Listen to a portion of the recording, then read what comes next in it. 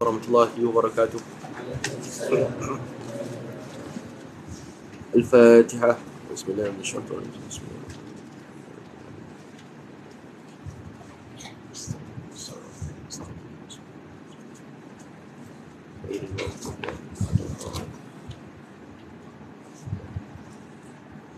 Allahumma salli wa sallim ala Sayyidina Muhammad. Allahumma salli wa sallim ala Sayyidina Muhammad. Allahumma salli wa sallim ala Sayyidina Muhammad.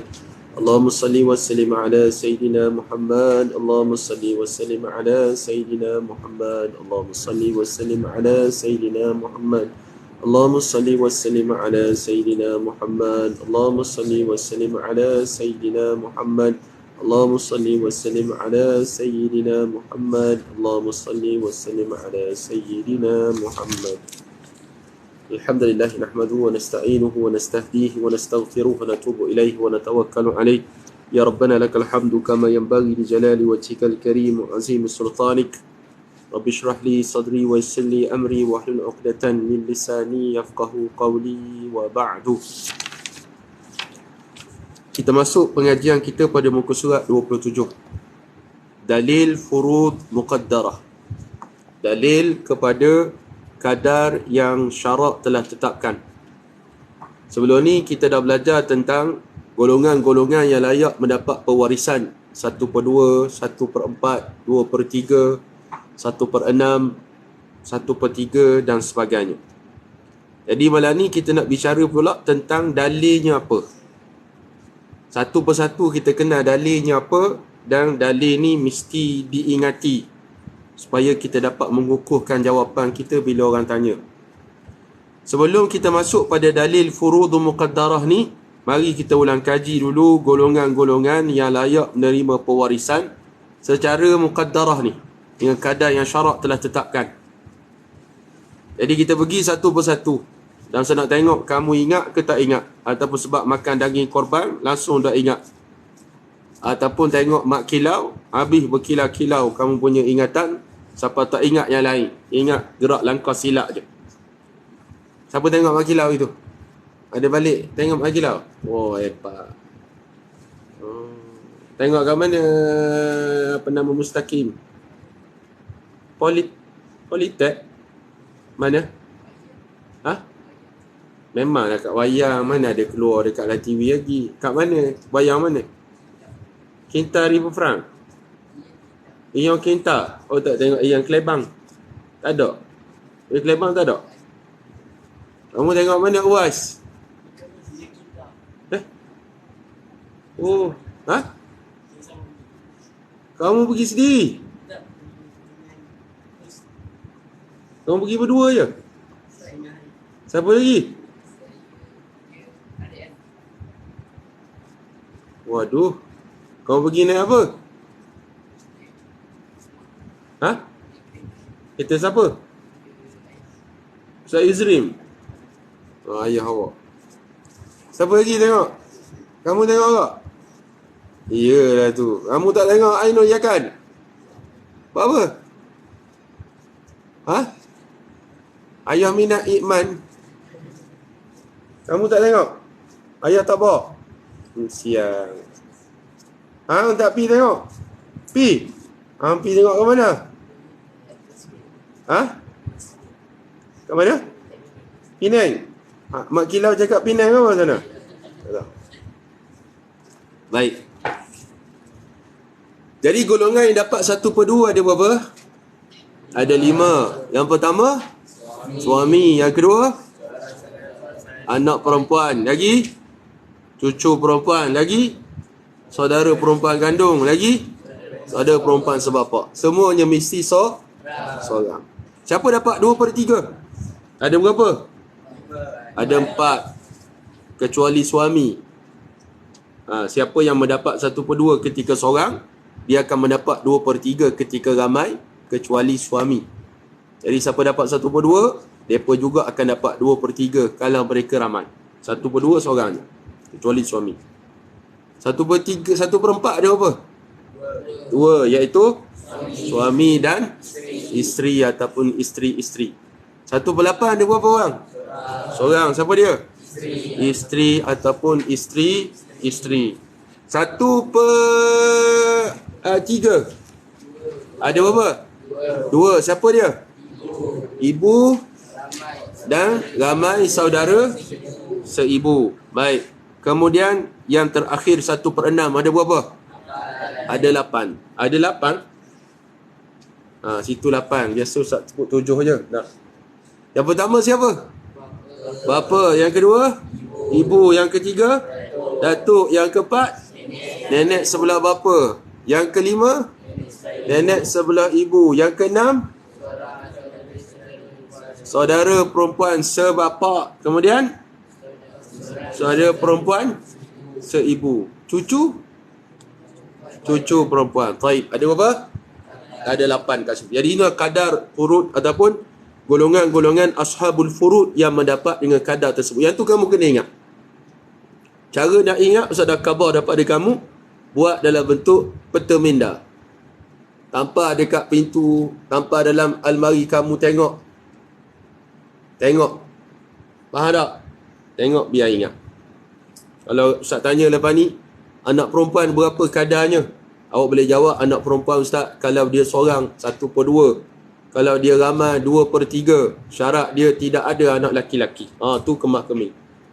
Kalau saya tanya anak perempuan dapat apa? Dapat tengok je lah Ustaz. Yang penampak atas muka. Penampak. Kalau saya tanya bapa dapat berapa pusaka? Awak boleh jawab. Bapa, kalau anaknya mati tak ada zuriat, maka bapa akan dapat semua harta. Faham tak? Dapat apa? Semua harta. Kalau ada zuriat, dapat 1/. Tak dapat jawab. 1 apa? 1/6. Ustaz sakit gigi sebenarnya. Sakit gigi sampai ke telinga, sampai ke kepala dia tangkap. Gitu. Sakit gigi ni sakit yang paling sakit. Paling sakit sakit apa? Sakit mati. Mati tu paling sakit. Siapa pernah rasa mati? Tak pernah rasa lagi. Sakit gigi pernah rasa? Pernah. Rasa nak tapar je orang kan. Cakap banyak rasa aku nak terajang je dia ni. Baik, taib. Maknanya kamu boleh tahu kadar-kadar yang kita dah belajar tu. Ustaz tak paksa kamu nak mahir, tapi kalau kamu rasa nak pandai, jadilah orang yang mahir. Ya, nak jadi pandai ni dia kena usaha sendiri. Bukan kita pula beria so nak jadi memandaikan kamu kena usaha sendiri. Dah besar belaka dah. Tak, makan sendiri, mandi sendiri, basuh baju sendiri. Sebab cabaran kamu jauh lagi. Kalau tingkatan 3 kamu ada 3 tahun lagi dekat Baitul Tiyak. Tingkatan 4, tingkatan 5. 2 tahun setengah lagi. Sekarang dah bulan 7 dah. Tingkatan 4, tingkatan 5. Tingkatan 5 SPM. Patut Quran clear. Tebuk boleh jawab. Sebab kamu nak belajar dah akademik dah lepas ni. Akademik. Lepas tu kamu kena belajar juga diniyah. Lepas tu vocational. Banyak benda tu. Bukan semua bidang kamu kena ambil. Kamu kena pilih sekurang-kurangnya 2 bidang. Kita tawarkan banyak bidang. Kamu kena pilih 2 bidang. Tingkatan 1, tingkatan 2 tumpu pada hafazan dulu. Dan sedikit pembelajaran akademik dan diniyah. Tingkatan 3, 4, 5 dah masuk vocational. Dia kena pilih setiap tahun tu apa kemahiran dia nak. Dan pada tingkatan 5, dia kena fokus pada satu kemahiran. Siapa dia paling kurang, dia boleh lah. Tak? Kalau dia fokus pada enjin, dia boleh reti bab enjin tu. Tahu ni skru. Takkan tak tahu ni skru. Tahu ni nak masuk mana, ni nak masuk mana, boleh tahu. Kalau dia minat komputer, dia boleh cabut, pecat, pasang balik, pecah, pasang balik, dia boleh. Faham tak? Kalau minat pada grafik designer, dia boleh buat dah grafik. Contohnya ceramah malam ni, Ainul Yakin, dia ceramah. Buat gambar Ainul, tulis penceramah Ainul Yakin. Tajuk ceramah, kenapa aku selalu lewat masuk sekolah. Itu je tajuk ni. Baik. Dalil furudu muqaddarah. Dalil furud muqaddarah. Kita tengok dalil. Tu sebab waktu saya belajar kat Mesir dulu, kalau kita bagi jawapan, mata mana telah mati seorang lelaki an meninggalkan zaujatin ataupun zaujin. Tulis zaujun lah. Tapi bezanya zaujatun dengan zaujun, ada ta marbutah tu mana perempuan. Tapi kalau kita faham yang tulis tu mata tu orang lelaki lah. Kalau matat ada tak taknis, tak perempuan kat situ, mana orang perempuan yang mati. Mata an bintin, an abin, an jaddin contohnya. Kita boleh jawab, oh bintin nisfu, separuh. Kenapa nisfu? Kama qala Allah tabaraka ta'ala, walakum nisfu ma taraka azwajukum. Kita boleh jawab macam tu. Itu dapat markah penuh. Baik. Ashabul furud. Ashabul furud dan dalil dia. Yang pertama suami. Suami. Firman Allah Subhanahu wa taala, walakum nisfu ma taraka azwajukum illam yakul lahunna waladun. Surah An-Nisa pada ayat ke-12. An-Nisa ayat ke berapa? 12. Artinya, dan bagi kamu 1/2 daripada harta yang ditinggalkan oleh isteri-isteri kamu jika mereka tidak mempunyai anak. Ingat. Walakum, dan bagi kamu nisfu, separuh, ma, apa sahaja, taraka, yang telah ditinggalkan, azwajukum, isteri-isteri kamu, illam yakun, jika sekiranya tidak ada bagi mereka itu lahunna walad, bagi mereka itu anak ataupun zuriat. Maka suami dapat berapa? Separuh. 1/2. Dalilnya mana Ustaz? Awliya wa'alakum nisfu ma taraka azwajukum illam yakul lahunna waladun. Selesai. Baik. Yang kedua, seorang saudara perempuan seibu sebapa. Saudara apa ni? Kandung. Tulis K kat situ. Saudara kandung. Adik-beradik kandung. Tapi ditulis sini saudara. Kita panggil adik-beradik lah. Adik-beradik kandung perempuan seorang. Firmanullah Subhanahu wa ta'ala, ini mru'un halaka laysa lahu waladun wa lahu ukhtun falaha nisfu ma tarak. Walahu tu panggil huruf mak apa situ? Mak silah tawilah ke mak silah qasirah? Kenapa tawilah? Sebab ada tanda tanda cacing tu kan. Ni panggil tanda apa tu? Mak lenggok. Betul, tanya dia. Taib. Maka kata Allah Subhanahu wa taala, ini mru'un halaka, jika seseorang itu mati, seseorang mati, halaka ni mati lah. Laisa lahu waladun, tidak mempunyai ia anak, walahu ukhtun, dan dia mempunyai seorang saudara perempuan. Sini maksudnya kandung. Sini kandung, fokus pada kandung. Kalau tak ada kandung, siapa dapat sini? Sebab apa? Kalau dua-dua ada, siapa dapat? Kandung saja. Ingat tu. Falaha nisfu walahu ukhtun. Seorang tu mati, dia tidak ada anak, tapi dia ada seorang adik-beradik kandung perempuan ataupun adik-beradik sebapa perempuan. Ingat, dia tak boleh sama-sama ada. Kalau dua-dua ada, siapa yang dapat? Kandung sahaja. Sebapa tak? Kalau ada kalau kandung tak ada, sebapa baru dapat. Baik. Maka kata Allah Subhanahu wa taala, falaha, dan bagi saudara kandung itu nisfu, separuh, ma taraka, daripada apa yang saudaranya yang mati itu tinggalkan. Nampak? Adik-beradik dapat 1/2 yang kandung perempuan ni. Dalil macam tu. Awak boleh jawab macam tu.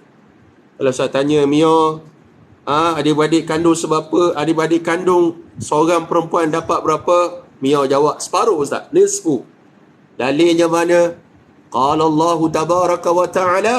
Dia boleh jawab macam tu. Ini mru'un halaka laisa lahu waladun wa lahu ukhtun falaha nisfu ma taraka. Boleh jawab tak? Ada harapan? Ada harapan tak? Boleh jawab macam tu? InsyaAllah. Tak boleh jawab sekarang, satu masa nanti kamu boleh jawab. Mungkin sekarang kamu rasa bela lagi, macam bela hantu raya, bela je. Tak? Tapi insyaAllah kamu akan faham satu masa nanti. Sebab ustaz gitulah dulu, macam tak faham je. Tapi bila kita keluar pada masyarakat, baru tengok balik pesanan pada tuan-tuan guru, apa yang mereka ajarkan kepada kepada kita. Taib. 3. Seorang saudara perempuan sebapa. Tengok ni. Dalil ijma' berdasarkan ayat di atas. Ayat mana? Ayat tu, ini mru'un halaka laysa lahu waladun tu. Ijma'. Apa makna ijma'? Kesepakatan para ulama'. Sepakat para ulama'. Ijma' ni biasa ramah. Tak ada dia kata seorang je ulama' ijma'. Itu tu lagi ijma'. Tu pandangan dia seorang. Dia mesti ramah. Contoh orang imam yang ramah. Baik. Ulama fikih ataupun ulama fiqah telah bersepakat bahawa ayat di atas turut mengandungi maksud seorang saudara perempuan sebapa, seperti mana Ustaz dah terang pada kamu tadi. Kalau tak ada kandung, siapa dapat? Sebapa. Kalau ada. Kalau ada. Baik. Ada soalan? Ngatuk ke? Ngatuk? Ke nak sakit gigi? Ya, ada soalan. Amirul, faham tak? Wah, ada cuti Amirul. Tak tengok Mak Kilau Amirul? Allah. Apa tak ajak cikgu tengok Mak Kilau? Tak minat? Mak minat orang putih? Penjajah apa? Masya Allah. Taib. Ustaz pun tak tengok lagi. Tak. Tengok elang-elang gitu je lah. Bila tahu nak tengok, tak ada masa. Ada soalan? Ada soalan Wadana ni nak tanya? Kalau nak tanya boleh. Ada soalan? Ya. Rambut tak kerak. Orang kata dah kerak rambut sebelum masuk. Tak kerak.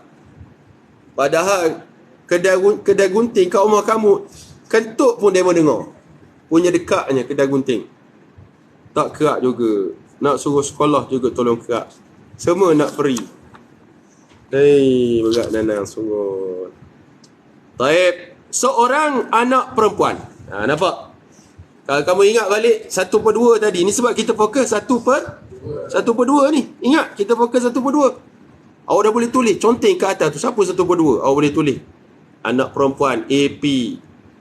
Suami. Takkan tulis Su saja. Su tu suami lah.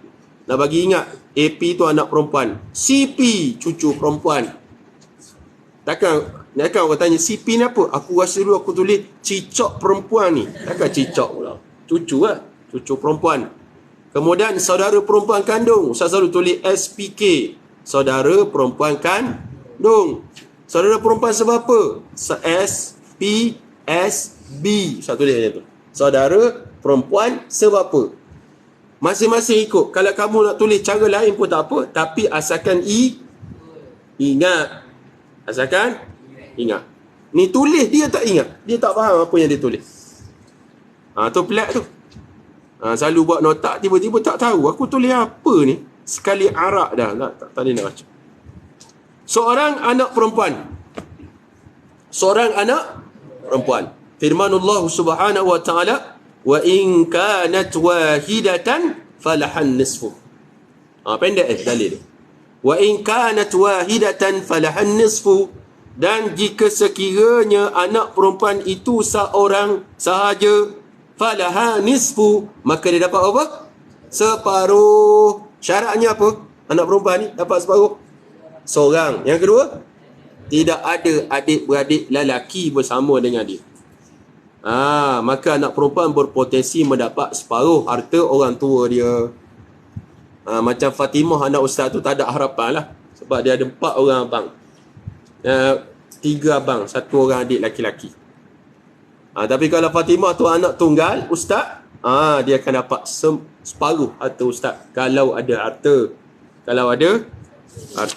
Yang sekarang ni banyak utang sahaja. Baik. Yang kelima, cucu perempuan daripada anak laki-laki. Cucu perempuan daripada anak laki-laki. Ustaz tulis apa tadi? CP. Jangan SIP pula. Tu ngawak betul kamu. CP. Cucu perempuan. Separuh. Dalil ijma'. Apa makna ijma' Amirul? Ijma' maksudnya apa Amirul? Kesepakatan para ulama. Itu masih ijma'. Ijtima' perhimpunan. perkumpulan, tu ijtima'. Tambah tak jadi tukar makna tu. Baik. Dalil ijma' berdasarkan firman Allah Subhanahu wa taala. Apa hukum anak tiri lain bapa, salam pakcik saudara ayah tiri? Apa hukum anak tiri lain bapa, salam pakcik saudara ayah tiri? Soalan mawaddah. Boleh tak? Tak bu? Tak boleh. Tak boleh. Baik.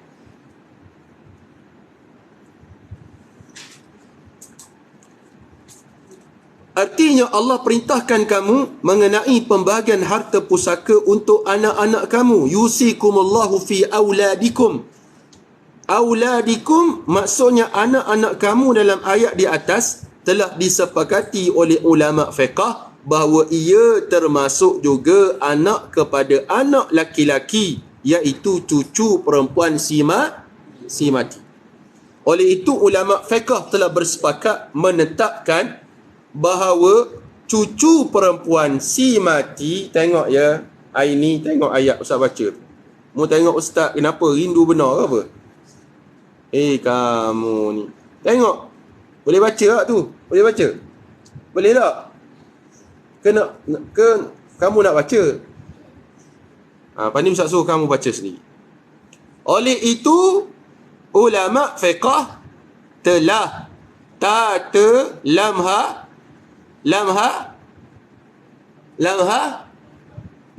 telah bersepakat baraber sin se palik pa bersepak kaf takat bersepakat.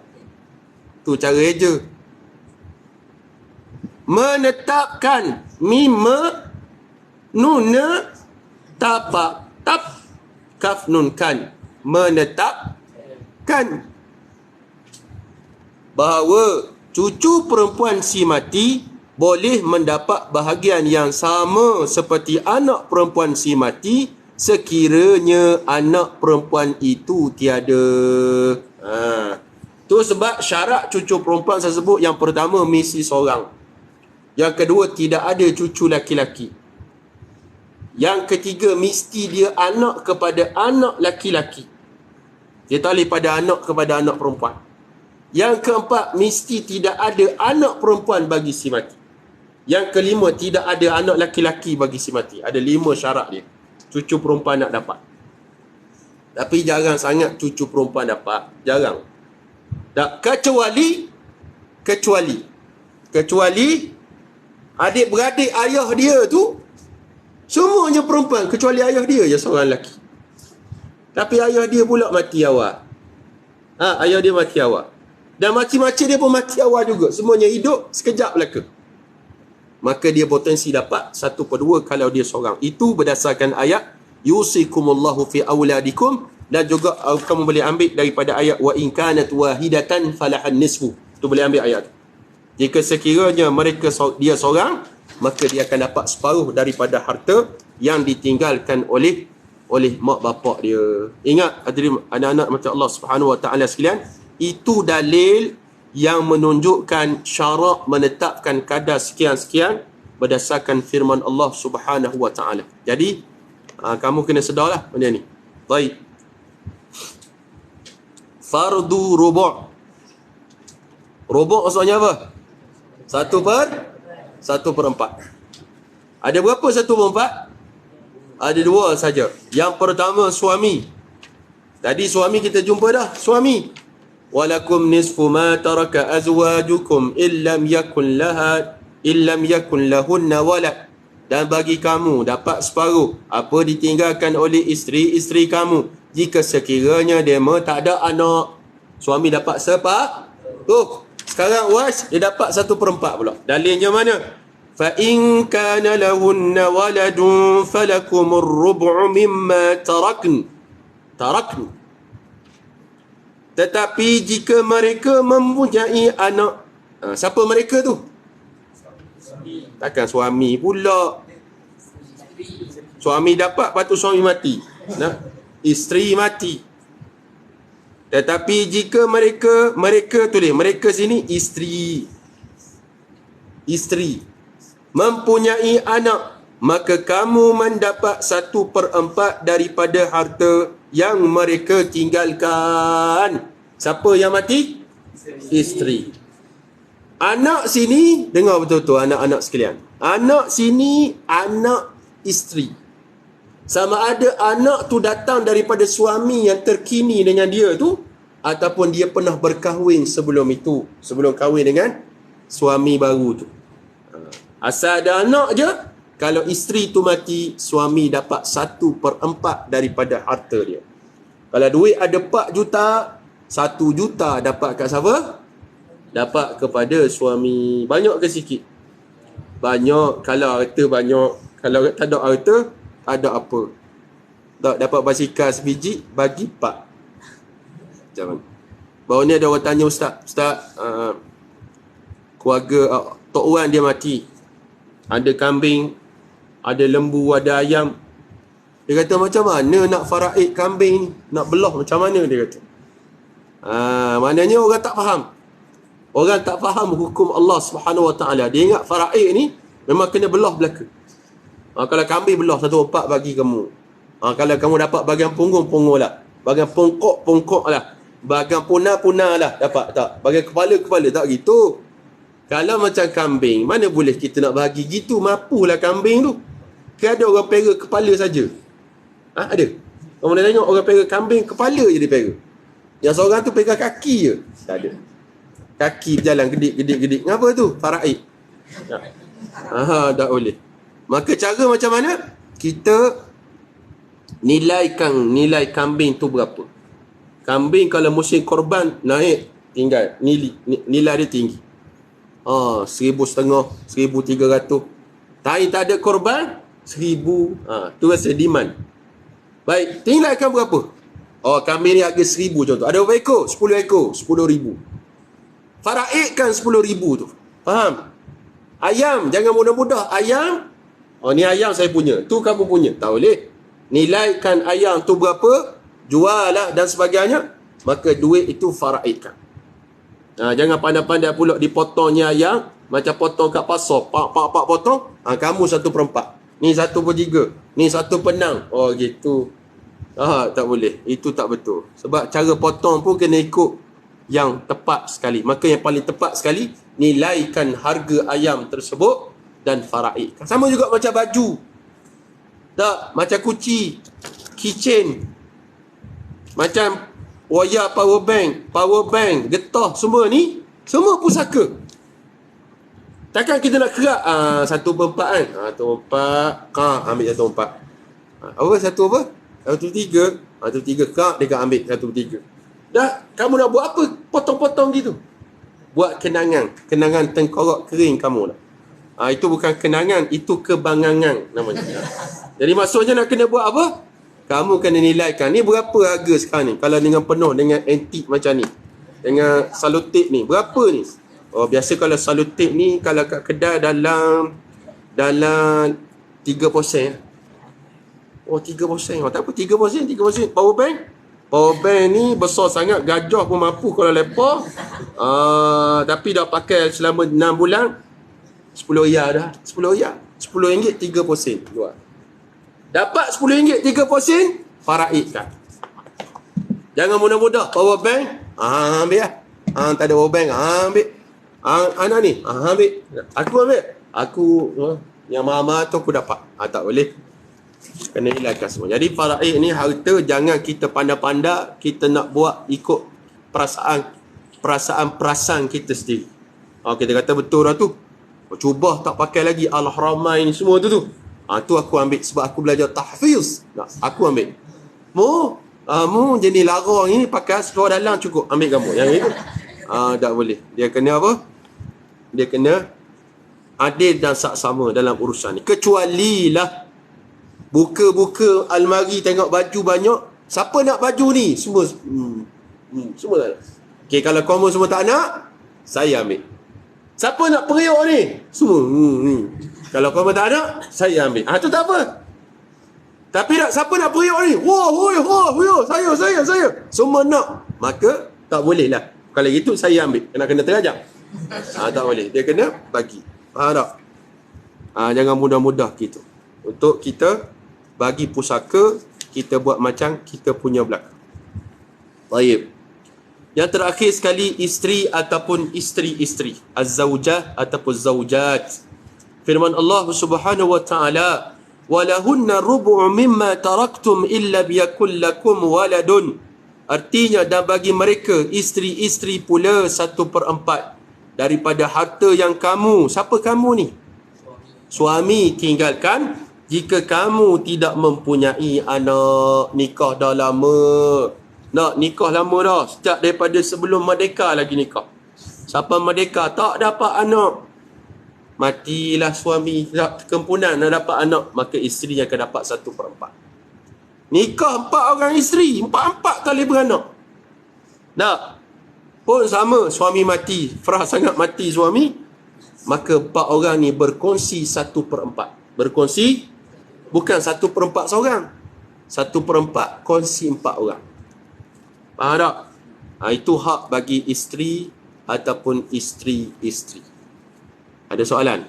Berhenti setakat itu pada malam ini. Ada soalan? Ada soalan ke tak ada soalan? Tak ada soalan saja kamu ni. Ada soalan? Kalau tak ada soalan, alhamdulillahirabbil alamin. Moga Allah Subhanahu wa taala berikan kefahaman kepada kita. Hadza billahi taufiq wa sallallahu ala khairi khalqihi Muhammadin wa ala alihi wa sahbihi wa baraka wa sallama. Alhamdulillahirabbil alamin.